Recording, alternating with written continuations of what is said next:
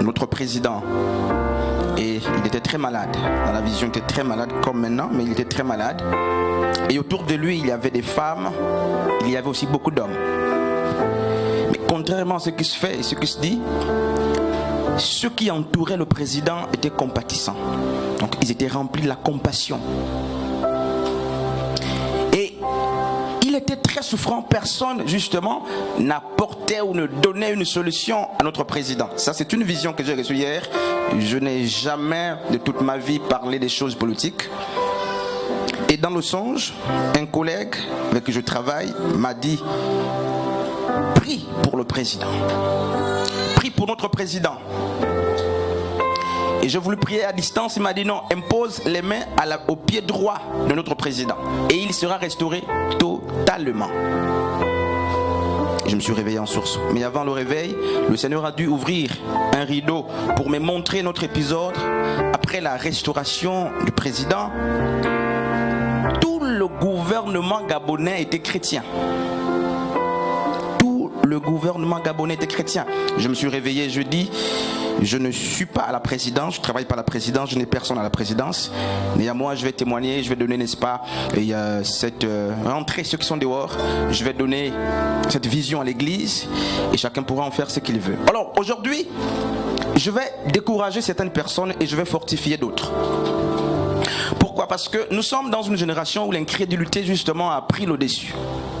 Et nous croyons aux choses que nous ne pouvons même pas justifier.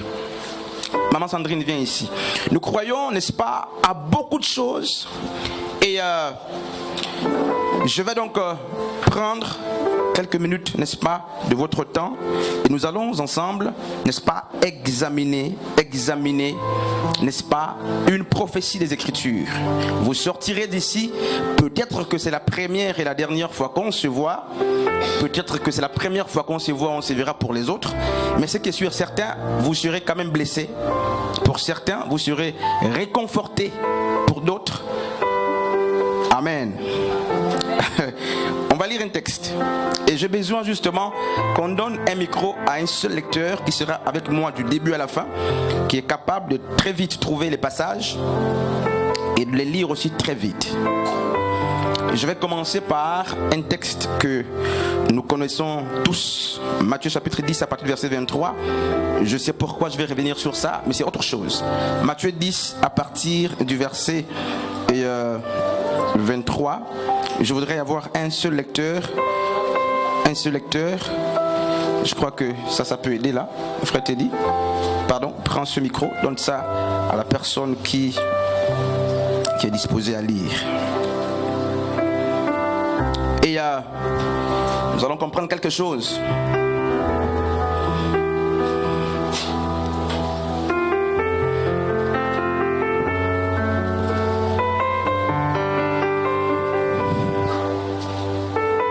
Matthieu 10, à partir du verset 23, frère Teddy, tu peux lire? J'ai eu la parole de Dieu dans le livre de Matthieu 10 à partir du verset 23. Quand on vous a persécuté dans une ville, fuyez dans une autre. Car vraiment je vous le dis, non, vous n'achèverez pas de parcourir. Vous n'achèverez pas le tour de ville d'Israël avant que n'arrive le Fils de l'homme. Avant que le Messie ne revienne. Et Jésus, je vais laisser le nom Yeshua, c'est Jésus. Jésus parlait à ses disciples au lendemain de l'ascension, quelque temps avant qu'ils ne partent. Et il leur dit: vous irez vers Jérusalem prêcher l'évangile. Annoncer justement la bonne nouvelle du royaume. La repentance et le retour de Yeshua, tout ça. Et il va dire que vous n'aurez pas fini de parcourir les villes, n'est-ce pas, qui constituent Jérusalem ou les quartiers de Jérusalem. Tout Jérusalem ne sera pas touché que je serai, n'est-ce pas, que je serai de retour. Je parle aux intellectuels, aux étudiants, aux pères et aux mères de famille qui examinent les Écritures. Demandez aux chrétiens sur quoi ils ont posé l'espérance. Ils vous diront, Apocalypse nous dit qu'il y aura la destruction cosmique. Dieu va détruire l'univers et ensuite Yeshua viendra et nous allons régner sur la terre. Tous les chrétiens sont d'accord avec ça. Même ceux qui parlent en langue, ceux qui prophétisent, tous les docteurs, tous les évangélistes, tous les apôtres, tous les pasteurs, même ici, nous sommes tous d'accord. Amen. Nous sommes d'accord que Yeshua revient. Et ce passage du frère Teddy de Matthieu, je disais Matthieu chapitre 10 à partir du verset 23, disait que les apôtres ne devaient pas finir de parcourir les villes de Jérusalem ou Jérusalem, ils devaient être de retour. Cathy, il faut te taire, n'est-ce pas? Ça c'est Yeshua qui parle, qui prend Teddy, Sharon, Sœur Merveille, ça dépend, Sœur Ostarcie, qui dit allez à Franceville, mais vous n'aurez pas fini de parcourir Franceville, je serai de retour. Matthieu 24 à partir du verset 32, frère Teddy, jusqu'à 34, je disais que tu devais être prompt à lire. Vraiment, il faut être capable de trouver vite ces textes-là et tu lis. Matthieu 24. Matthieu 24, à partir du verset 32. Or, apprenez ceci du figuier, pris comme exemple dès que sa jeune branche devient tendre et qu'elle pousse des feuilles. Vous savez que l'été est proche. Verset 33. De même, vous aussi, quand vous verrez toutes ces choses, sachez qu'il est proche aux portes. Verset 34. Vraiment, je vous le dis, non, cette génération ne passera pas. Ok. C'est le point final. Vas-y jusqu'au point final. Que toutes ces choses n'arrivent. Ok. Je ne sais pas si quelqu'un comprend la lecture du frère. Jésus dit à ses apôtres, la génération dans laquelle vous êtes ne passera pas, je serai de retour. Ça c'est je suis en train de paraphraser pour qu'on comprenne. Je sais où on va là. Moi je sais où je suis en train d'aller. Mais je voudrais qu'on me suive ces quelques minutes. Parce qu'on attend Jésus. Et si vous attendez, comme les Juifs aujourd'hui attendent le Messie qui est passé et qui n'ont pas reconnu. Le peuple d'Israël est en train d'attendre un Messie. Parce que le Messie qui est venu n'a pas été reconnu pour eux. Ce n'est pas le Messie. Et donc ils sont en train d'attendre. Et il semble que l'Église des nations est dans la même posture que le peuple d'Israël. En train d'attendre ce qui semble-t-il est passé. Lorsque les gens prennent certains passages, justement comme celui qu'ils viennent de lire, ils vous diront que ce passage s'inscrit dans la logique futuriste où c'est un passage qui parle du retour de Christ. Et tous les chrétiens, je disais que c'est pas pour te faire du bien ce message, pas forcément. Tous les chrétiens, même dans leur maison, ils jeûnent pour qu'ils viennent. D'autres, lorsqu'ils sont poignardés, lorsqu'ils ont mal, ils disent c'est la fin, bientôt ma fin là, n'est-ce pas? Il y a d'autres qui prennent même la guerre de la Russie contre l'Ukraine pour prêcher et dire que ils disent même que c'est la fin du monde. Et ils rentrent ça même dans l'Apocalypse. Parfois ils voient les États-Unis dans l'Apocalypse. D'autres disent ce sont les signes de la fin de temps. La fin de temps, la fin du monde entier. De Matthieu chapitre 24. Mais c'est quoi cette fin du monde? C'est quoi? Nous tous, on est d'accord qu'il s'agit de la destruction de la terre et Christ vient s'installer. Donc le sang coule et Jésus vient, Yeshua, donc Jésus vient et il prend certaines personnes et il va laisser d'autres qui ne seront pas trouvés dignes à cause de leur péché, leur fornication, leur adultère. Ça c'est ce que nous tous nous savons, sauf si quelqu'un pense autrement. Et le monde entier est sur ça aujourd'hui. Et quand vous voyez les gens venir, comme on le dit abusivement dans les églises, dans l'esprit, ils attendent le retour de Yehoshua à Mashiach pour aller vivre au ciel avec leur famille. Et ils disent, fini ce monde. Il y a même des chants comme ça. Hein, bientôt la fin de toutes choses, j'irai vivre avec le Père au ciel. Mais en vérité, frères et sœurs, je vais nous décourager sérieusement. Il y a un séminaire en vue dans ce sens que je suis en train de préparer. Nous sommes pour la plupart dans une foi folle. Pourquoi? Rena Utos qui lisait justement en hébreu dit 7 générations. Et lorsqu'on dit 7 générations, on va aussi lire même dans le Tanakh, donc l'Ancien Testament comme on le dit, pour voir que toutes les fois que le mot 7 générations était employé, l'expression 7 générations était employée, il s'agissait des contemporains et non des gens à venir. Et là, c'est écrit au 1er siècle. Nous sommes au 21e siècle. Plus de 20 siècles après. Et lorsqu'on lit toujours ce passage, plus de 20 siècles après, on le range dans les événements à venir. Nous attendons Jésus. Et d'autres prennent Matthieu 24, 10 à 14 qui dit justement cette bonne nouvelle. Je crois que c'est cela, si je me trompe, ramenez-moi, mais je ne crois pas que je me trompe. Cette bonne nouvelle du royaume sera prêchée dans le monde entier pour servir de témoignage. Ensuite, viendra la fin. Et je discutais avec un docteur, un ami qui m'a dit non, mais il faut que le monde entier soit prêché, soit évangélisé pour que la fin vienne. Mais le monde entier biblique n'est pas le monde entier des nations. Parce que le monde entier biblique, Hérode a fait son recensement. Dans Actes chapitre 24, on l'a vu. Dans Luc chapitre 1, on l'a également vu. Le monde entier biblique n'est pas le cosmos. Et j'ai entendu un pasteur, un ami branhamiste dire non, bientôt la fin du monde, tout ça. Et pasteur Christ, ce que tu dis c'est le logos. Moi je te parle du réma. Parce que ce que tu dis là, tu es resté sur les Écritures. Et il dit le réma justement est plus élevé et au-dessus de la parole. Il dit mais ça c'est le blasphème des Écritures. Ça c'est ce qu'on apprend aux enfants des églises. La parole est elle-même une révélation. Comment dire que la révélation est au-dessus de la révélation? Puisque les textes bibliques sont révélés. C'est Dieu qui les a communiqués.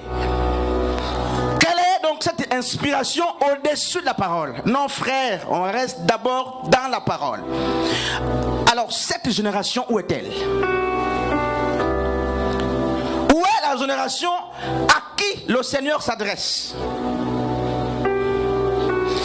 C'est la question fondamentale qu'il faut se poser. Où est-elle passée? Oh frère, ça sert à quoi? Je disais à une soeur, n'est-ce pas, à l'hôpital, mais vous mettez les voiles, vous mettez les longues robes, n'est-ce pas? C'est très bien les longues robes. Les voiles, c'est très bien. Chacun, je ne juge pas ça, non. Mais vos cœurs n'ont aucun voile. Mettez les habits, les longs habits là, sous les cœurs. C'est pas ça le message, je vais rester calme pour ne pas dévier là. Les foulards, tout ça, sous la tête, mettez ça sous les cœurs. Je garde mon cœur plus que toute autre chose, car de lui, n'est-ce pas, proviennent les sources de la vie. Trop de voiles, n'est-ce pas, qui couvrent le corps, mais le cœur exposé. Non, on n'est pas sur ça. Donc, Yeshua s'adresse à une génération. Et elle n'existe plus, ça fait plus de 20 siècles cette génération. Un frère t'a dit, Genèse chapitre 7 à partir du verset 1er. Je disais que tu devais être très prompt parce qu'il y a beaucoup de textes, mais je veux travailler un peu de temps. Genèse, sauf si quelqu'un d'autre a la facilité justement de trouver les textes et on bascule. Genèse chapitre 7 à partir du verset 1er. Genèse 7 à partir du verset 1er. J'ai eu la parole de Dieu dans le livre de Genèse chapitre 7 à partir du verset 1er. Après cela, Jéhovah dit à Noé, entre dans l'arche, toi et toute ta maisonnée, car tu es celui que j'ai vu juste devant moi parmi cette génération. Verset 2. Parmi cette génération. Voilà.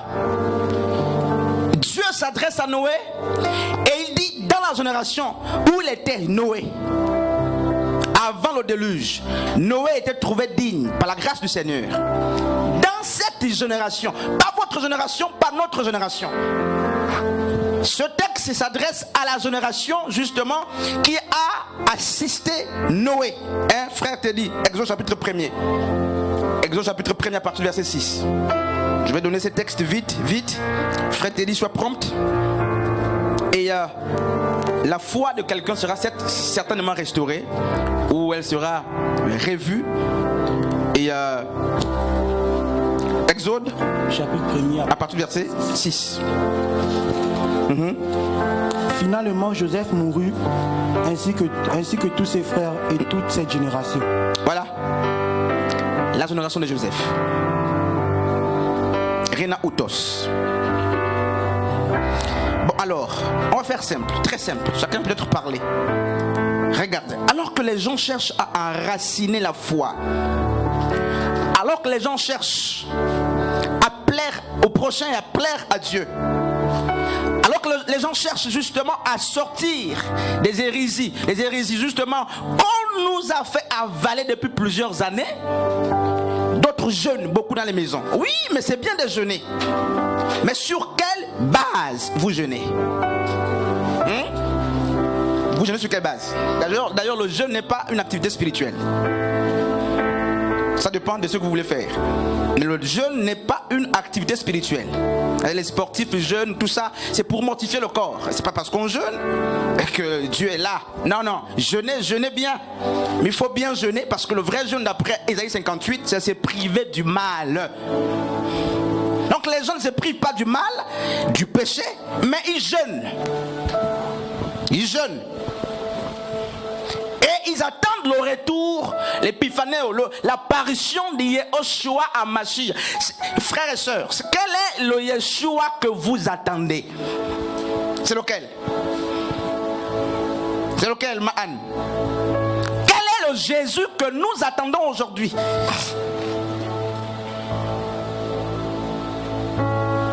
Je ne peux pas tuer ta foi. Ma Sandrine. Quel est le Jésus que nous attendons aujourd'hui? Non, il faut que quelqu'un me réponde. Il y a un micro qui va circuler peut-être.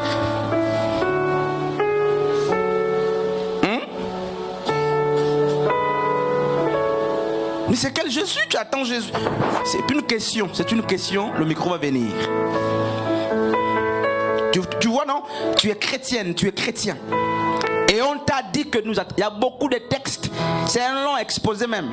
Je ne peux même pas tous les donner. Mais je te pose une question pour que tu me répondes. Et moi je te réponds. Même là où tu es assise ou assis. Quel est le Jésus que l'Église attend? Regardez. Ce n'est pas parce qu'un message est populaire qu'il est vrai. Ce n'est pas parce qu'une chose est partagée par l'opinion populaire commune que vous allez avaler des poubelles. La génération à laquelle le maître s'adresse est passée. Alors si Jésus n'est pas venu entre-temps, parce qu'il a même dit plus loin dans Matthieu chapitre 16, que quelques-uns d'entre vous, mes apôtres, me verront revenir. Quelques-uns d'entre vous ne mourront pas avant mon retour. C'est écrit même dans votre Bible, je la prends, je fouille, je vous donne le texte, vous lisez. Quelques-uns d'entre vous, mes disciples, ne mourront pas sans avoir vu mon retour. Ils étaient maintenant 11, alors que je n'en étais plus. Et ils sont tous morts depuis le premier siècle.